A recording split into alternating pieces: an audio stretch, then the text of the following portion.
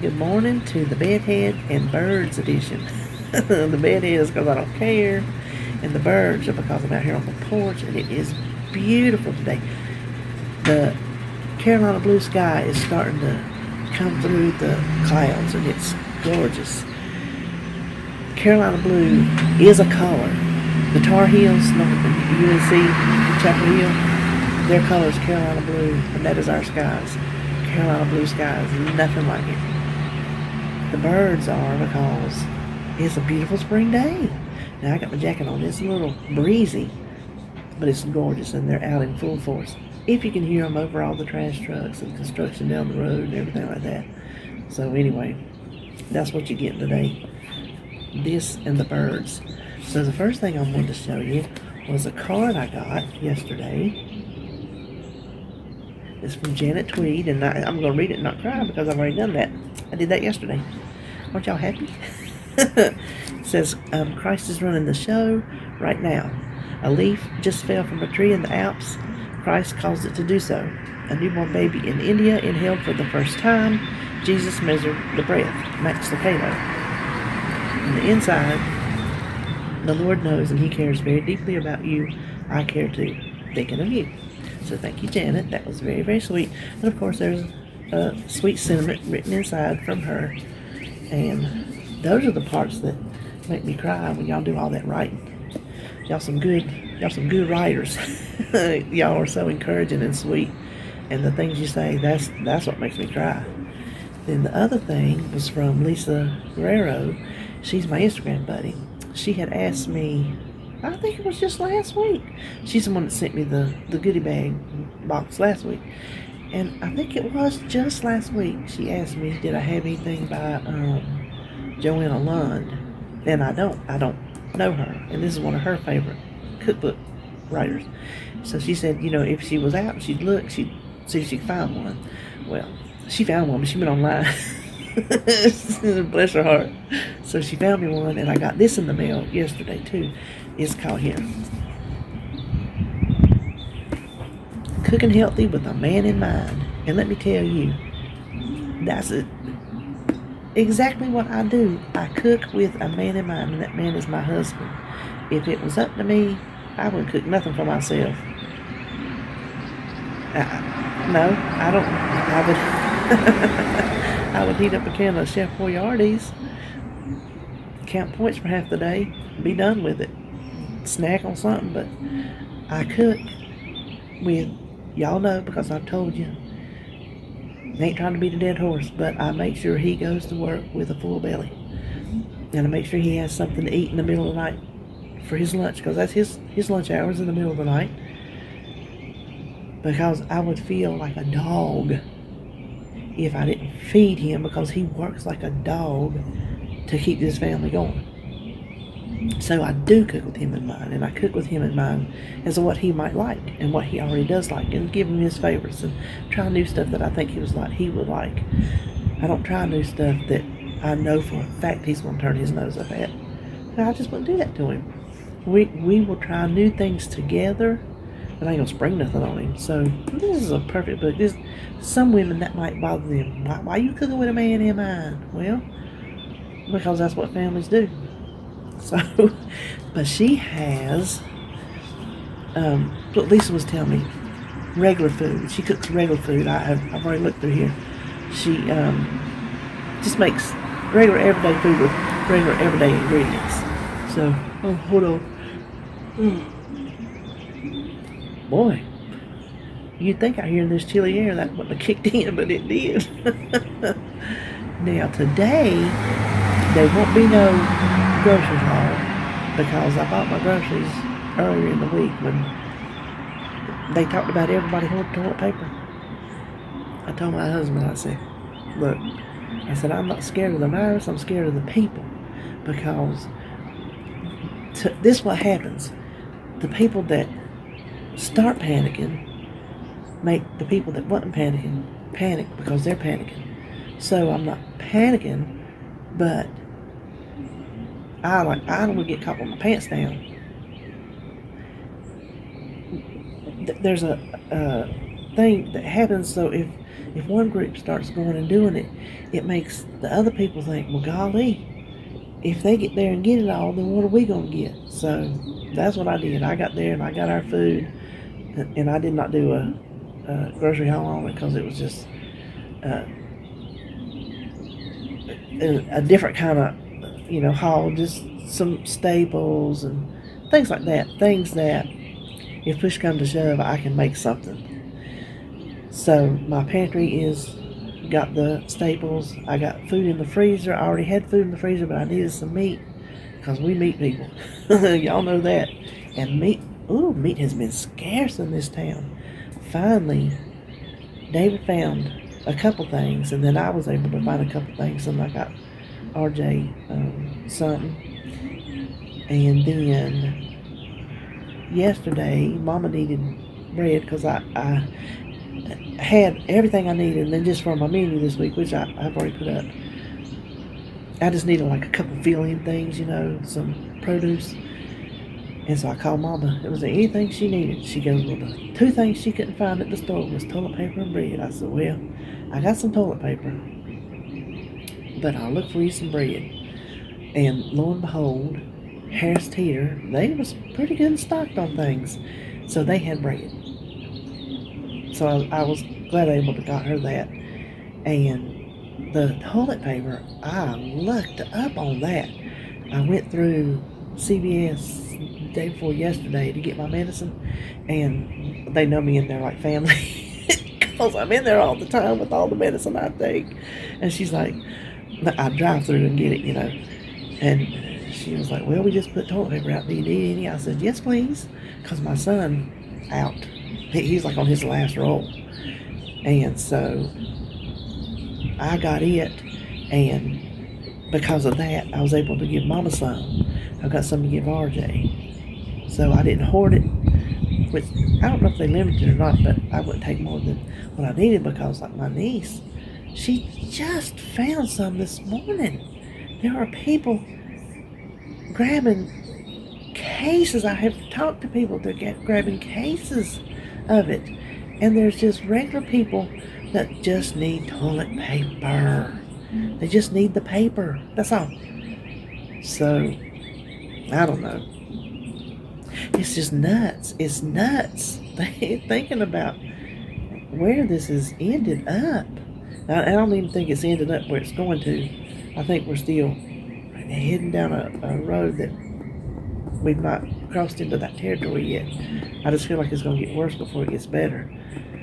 That's just my pessimistic view on life. It is what it is. But anyway, that's enough about that. Let me tell you this morning what happened. So I'm sitting over there. I had fell asleep in the chair. I was watching something. I can't remember what it was. Then I woke up. It was like 12:30. I thought it was. When I look at my clock, I can't tell sideways where the hands are, and I thought it was like 3:30 in the morning. No, it was 12:30. I done had my sleep. So I got up, piddled around a little bit, and I was sitting there. It was probably 1:30. I don't know. All of a sudden, the smoke alarm in the hall went off. Holly and Kyle's back there. I can't. Let me tell you right now, if something happens, I'm going to burn because I can't move. I was hobbling along, going back and getting the broom because I can, usually either fan it if it's like smoking from something in the oven, or take the end of the room and poke that little thing, And so I went back there and they went out of their room and I didn't see nothing, I didn't smell nothing. I was banging on the door, y'all all right? And finally got that thing to hush. Scared the crap out of me. Still ain't figured out what caused it. Just out of the blue. But I'm going to tell you right now, I ain't going to be able to get away. They're going to find me where I stand. That's all I know, because I was scared and as fast as I could move. So that was, hold on.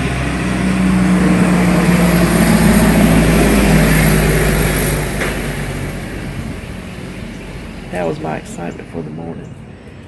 Now, another thing y'all hadn't seen in a couple of weeks is my weigh-in videos, and I ain't doing them no more. I ain't weighing every day. I used to weigh every day to keep up with my fluid and my fluctuations. Every day I weighed. I'm just weighing Thursday. I'm weighing just whatever it is. I'm putting it in my tracker so I can, keep a track of it.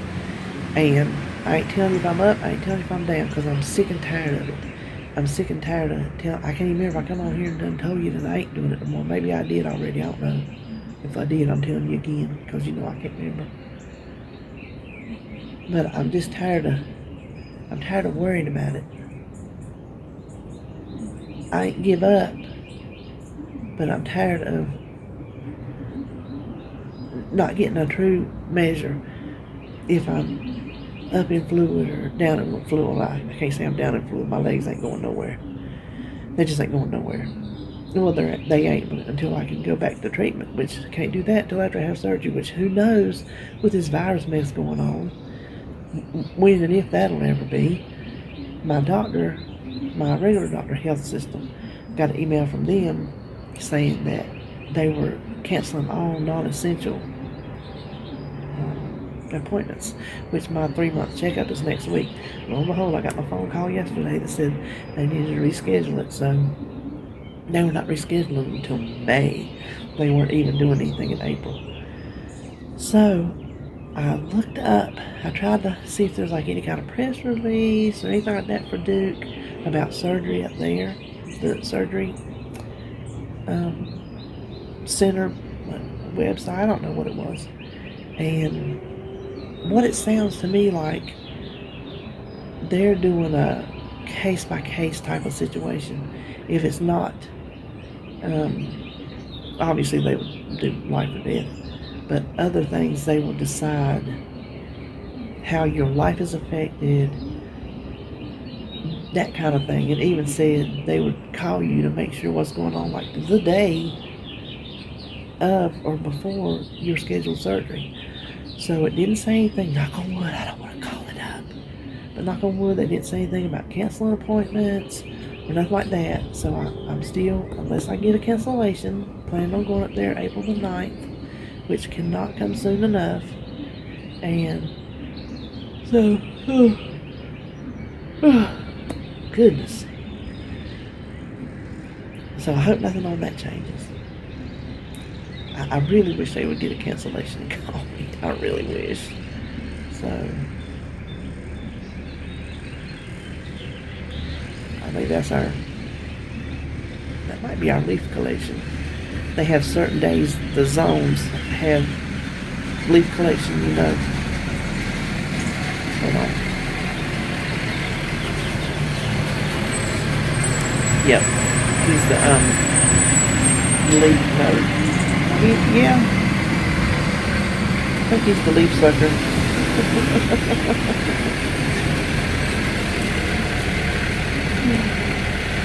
I don't know where he's going. He's pulling up and backing up. He must be going back around. I don't see his vacuum though. I don't really know what he is.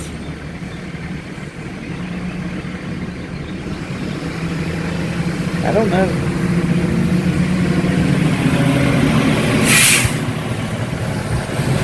Well, that was interesting for you, watching me watch him.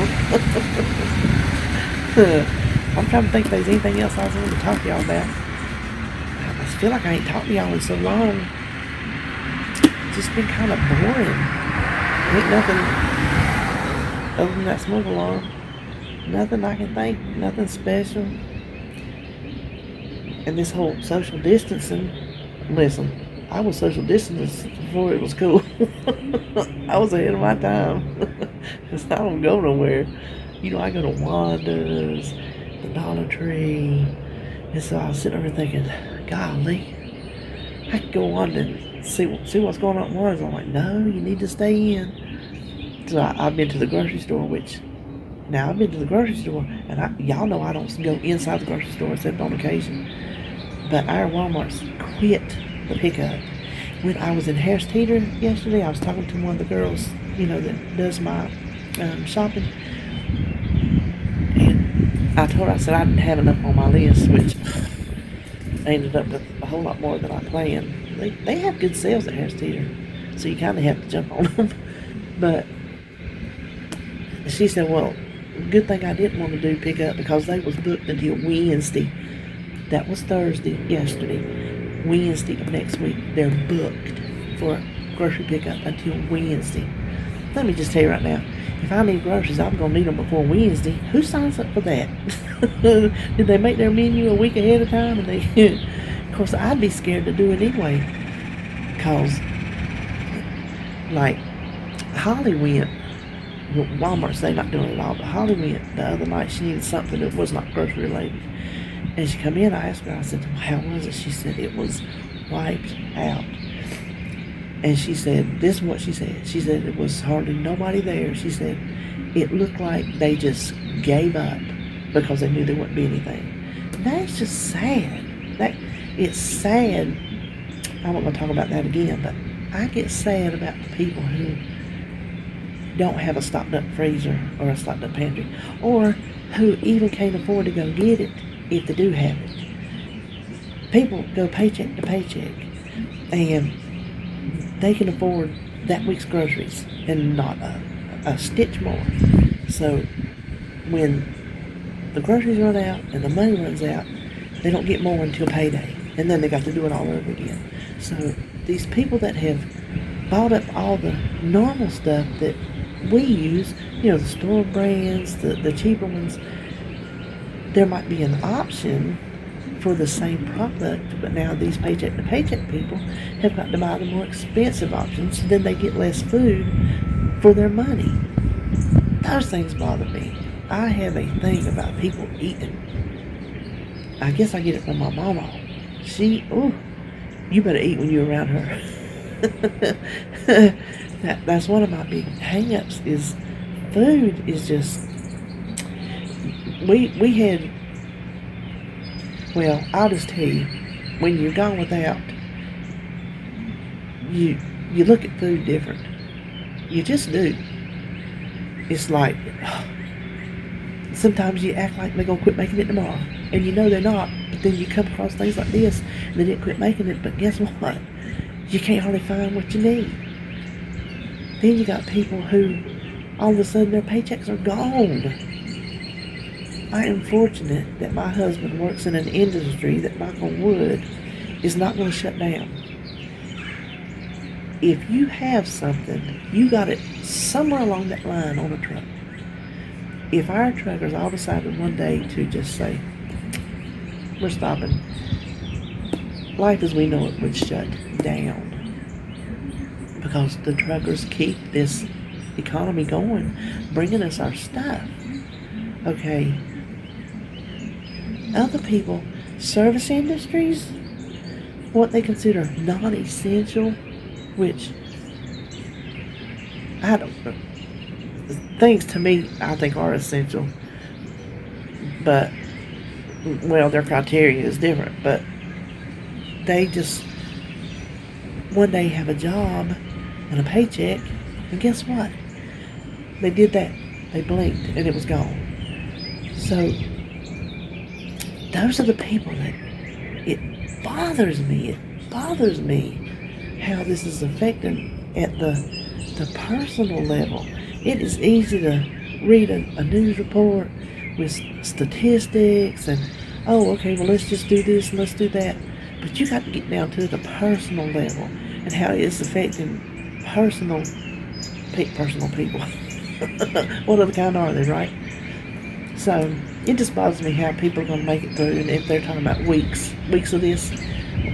But what is somebody supposed to do for weeks if they don't have a paycheck? Where are they going to eat? How are they going to pay their light bill?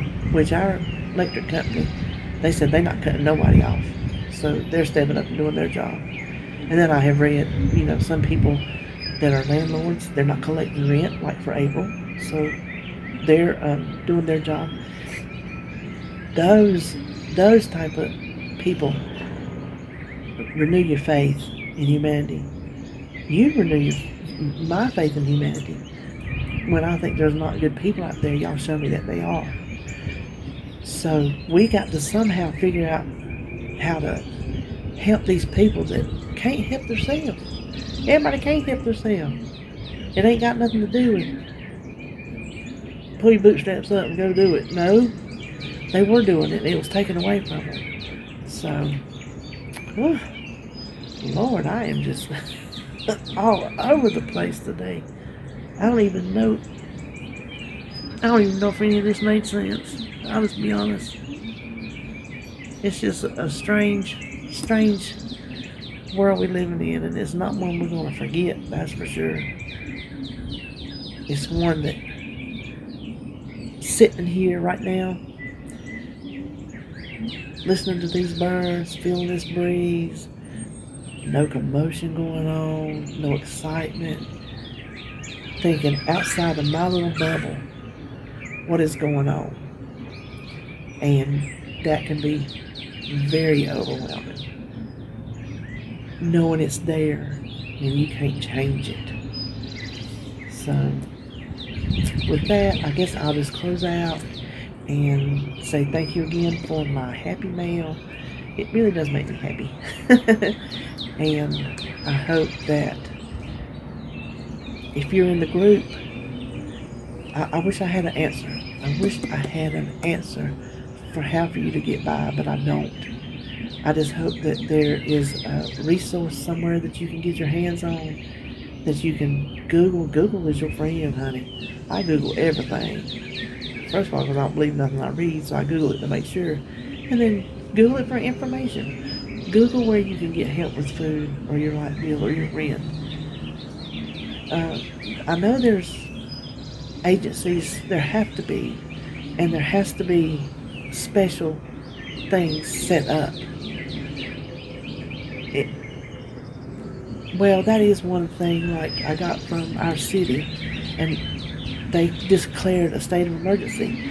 And until I read this email this morning, I used to think, state of emergency? There ain't no emergency going on, There is still food. It might not, be what we want, We have water, we have power, but they explain the state of emergency gives them rights that they don't have otherwise, rights to help in ways they're not able to help otherwise. So it is more of something they put in place to facilitate what they can do during the situation. Not that, there's panic in the streets and people are running around like chickens with their head cut off. It's it's an on-paper thing to help action in real life. So that was just a little side note. I thought that was interesting. I had never understood that's what state of emergency meant. So if your state has declared one, which I think most of them may have, I'm not sure, then just know that gives them more legal rights to help you in ways that you need it. So that is all I'm going to say for today. Stay in, I was going to say warmed. Some of y'all still in the cold. If you are, stay in, stay warm, stay cozy. I would say find a book. If you read, color, watch TV, which is what I do, in the back of my eyelids. So I think that's all I'm going to say. I love y'all, and I hope everybody is, like I said, just safe and sound, and I'll just talk to you later.